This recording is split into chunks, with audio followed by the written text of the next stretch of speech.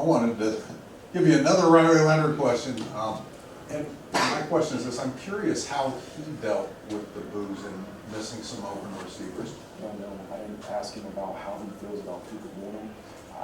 That people boo me, and we can't perform to plead, like to make sure everybody cheers for it, right? It's part of the game, right? If you don't do your job, people are gonna boo you.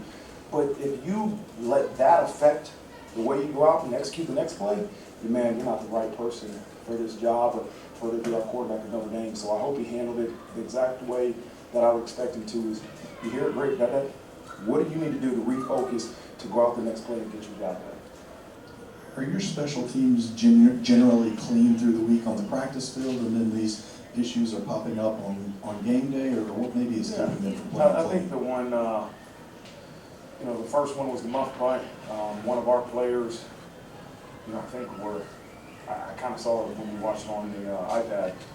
One of our players was trying to get away and kind of ran right in the phase on, and we got to be better there. We got to peel off earlier. The blocking it back on our reverse was unacceptable.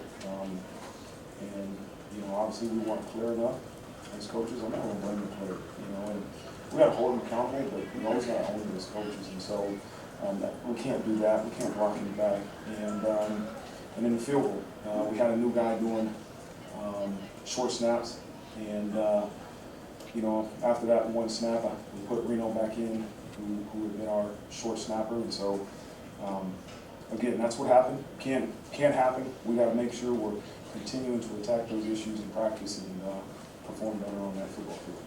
And your answers here, and let me preface this by saying you obviously believe in Riley Leonard, and because you think he provides you with the highest upside, he gives you the best chance to win. But what gives you the confidence to stick with him when he's struggling like he is, and when you can obviously feel in the stadium that the sentiment is that they're looking for a change at the quarterback position?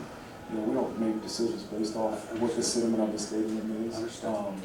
So that's to answer that part of the question. But again, I don't know how many yards Riley led our offense to through rushing and passing, but there's always parts to clean up, and we got to continue to look at the mistakes that he made and say, okay, how do we do a better job of not putting him in a position to make mistakes, and where was the disconnect? But we got a lot of confidence in our quarterback, and let us feel very good with it.